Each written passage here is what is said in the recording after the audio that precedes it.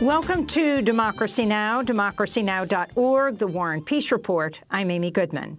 As the partial government shutdown enters its 32nd day, lawmakers prepare to vote on several bills this week aimed at ending the impasse over President Trump's demand for $5.7 billion to fund a border wall. On Saturday, Trump proposed a new deal promising to shield DACA, that's Deferred Action for Childhood Arrivals protections, for 3 years, as well as protections for those who have temporary protected status, or TPS, in exchange for funding his border wall. Democrats rejected the deal, which would not provide long-term protections or a path to citizenship for affected individuals. Despite this, Senate Majority Leader Mitch McConnell has said he will bring the proposal up for a vote this week. Meanwhile, House Democrats are moving forward with their own proposals aimed at ending the shutdown. 800,000 government workers now face the prospect of missing their second paycheck since the government shutdown started, as they continue to either be furloughed or work without pay. On Friday, thousands of people took part in the Indigenous Peoples March in Washington, D.C., while another march, the Anti-Abortion March for Life, also took place in the Capitol. Video went viral over the weekend of an interaction between an Indigenous elder and a group of Catholic high school students from Kentucky who'd attended the March for Life protest. In the video, Omaha elder Nathan Phillips is seen peacefully playing his drum and singing while seemingly being taunted by students, some of whom were wearing MAGA hats, Make America Great Again. We'll have more on this story with Omaha elder Nathan Phillips after headlines.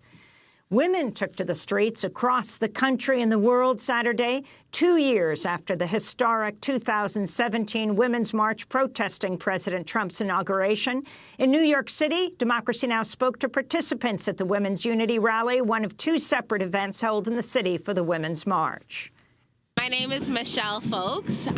This is my daughter, Sophia. She's 17 months, and so I'm here to fight for women's equality, and I think it's really important that she sees her mother doing these things so she can feel empowered and grow into an even more confident woman. I'm also a teacher, and so I want my students to be able to know that I am always actively fighting for women's rights so they can also feel empowered to do the same thing. My name is Alexandria Ocasio-Cortez. I'm the Congresswoman for New York's 14th District, and I think that to be a woman is to be politicized in America today, and so really what we need to focus on is the issues that we are here to advance, which is social, economic, and racial justice for all people in the United States and abroad.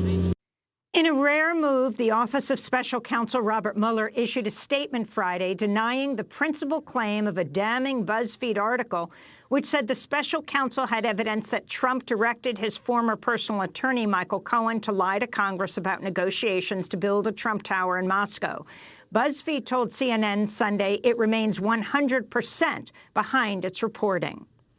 Oregon Democratic Senator Jeff Merkley has called for an FBI perjury investigation into Homeland Security Secretary Kirstjen Nielsen for lying about the Trump administration's family separation policy.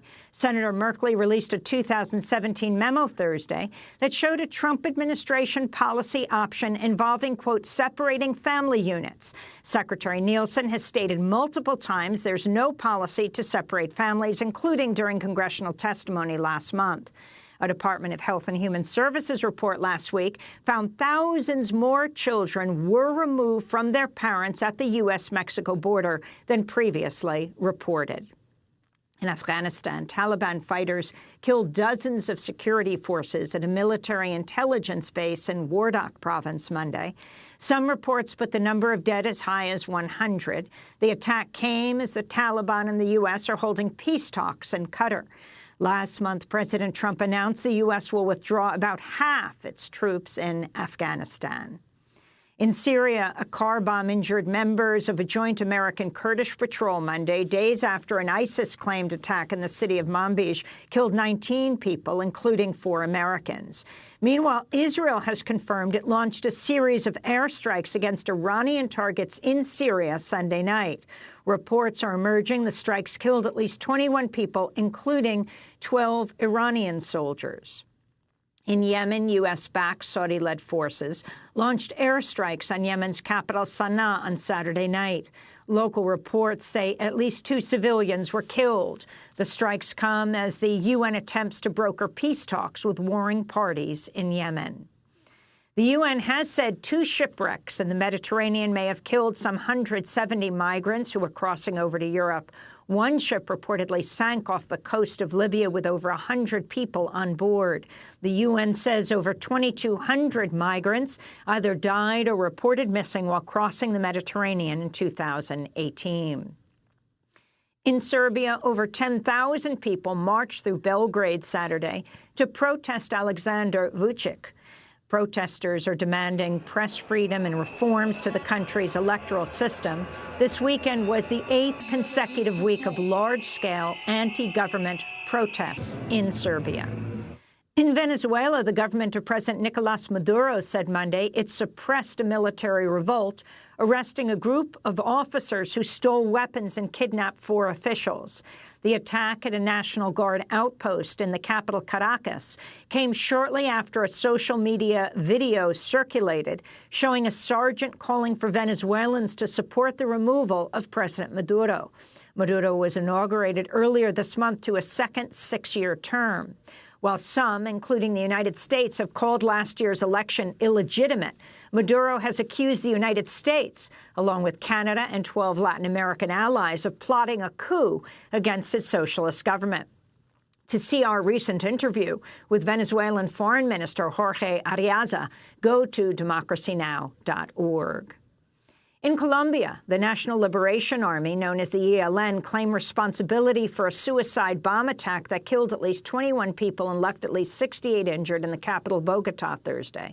In a statement, the group said the attack, which targeted cadets at a police academy, was in response to government forces bombing an ELN camp last month in breach of a proposed ceasefire.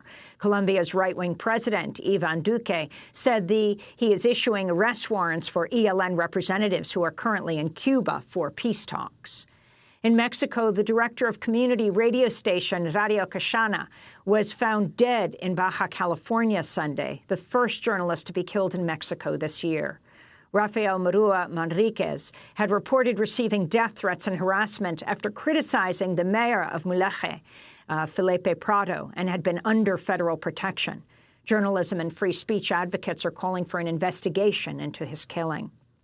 Meanwhile, in Ghana, gunmen shot and killed journalist and documentary filmmaker Ahmed Hussein Suele in a suburb of the capital, Accra, Wednesday.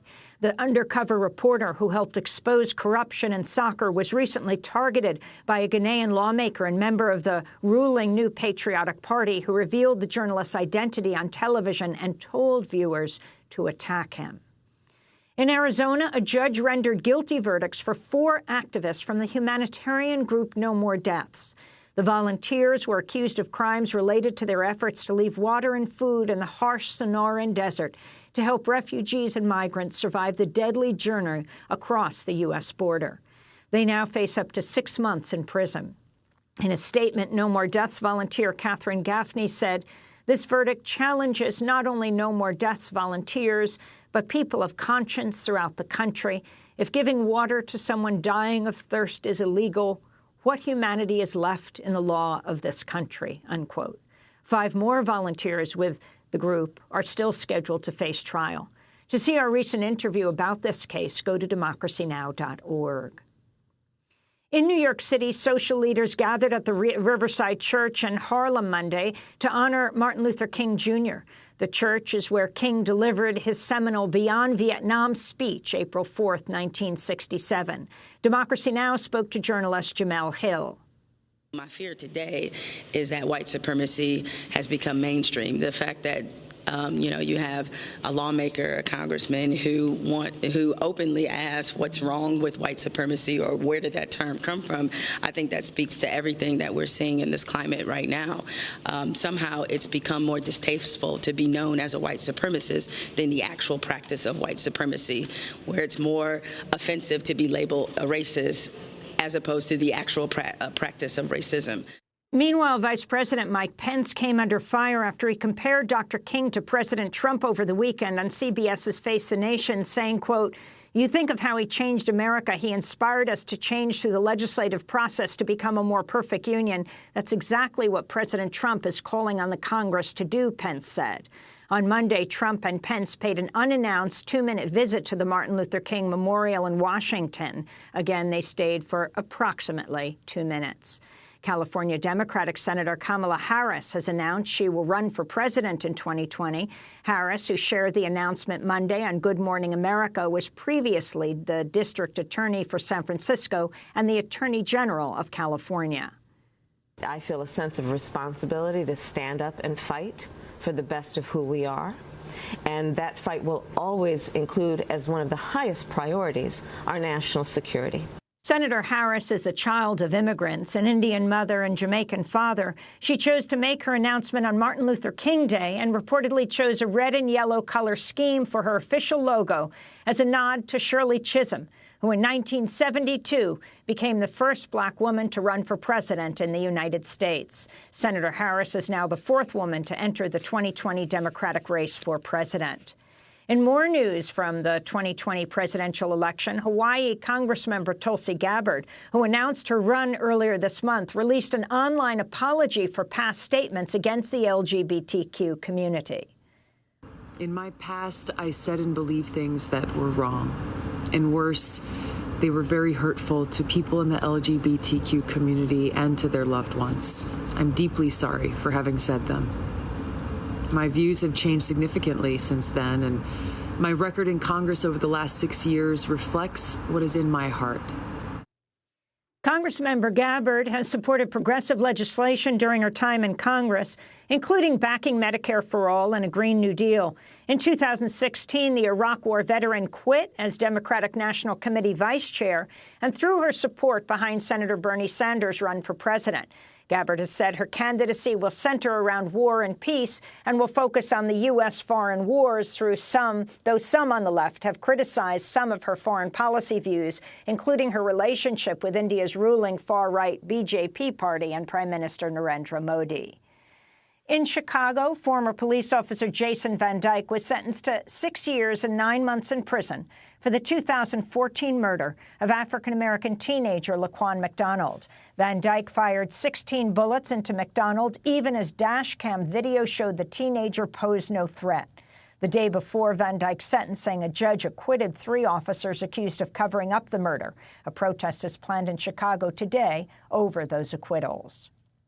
Sony-owned RCA Records has dropped musician R. Kelly from its label amidst the fallout from the damning docuseries Surviving R. Kelly. Last week, activists protested outside Sony headquarters in New York City to demand they stop working with R. Kelly. R. Kelly has been accused of sexual assault, predatory behavior, and pedophilia for 2 decades, but has never been criminally convicted. And a new Oxfam report finds billionaires' wealth increased by 12% in the past year, with the 26 richest people owning the same amount of money as the world's poorest 50%. Economic inequality hits women and girls the hardest, according to the report, which is being released ahead of the World Economic Forum in Davos, Switzerland. This is Winnie Byanyima, Executive Director of Oxfam. So last year alone, we saw billionaire wealth increased by $2.5 billion every day, while the wealth of the bottom half of humanity, $3.8 billion, was dropping by $500 million a day. I'm here in Davos to call on governments to wake up and take up their responsibility and tax fairly, tax wealth, and put money in the public services that people need. And those are some of the headlines. This is Democracy Now!, democracynow.org, The War and Peace Report. I'm Amy Goodman in Los Angeles. And I'm Juan Gonzalez in New York. Well, welcome to all of our listeners and viewers around the country and around the world.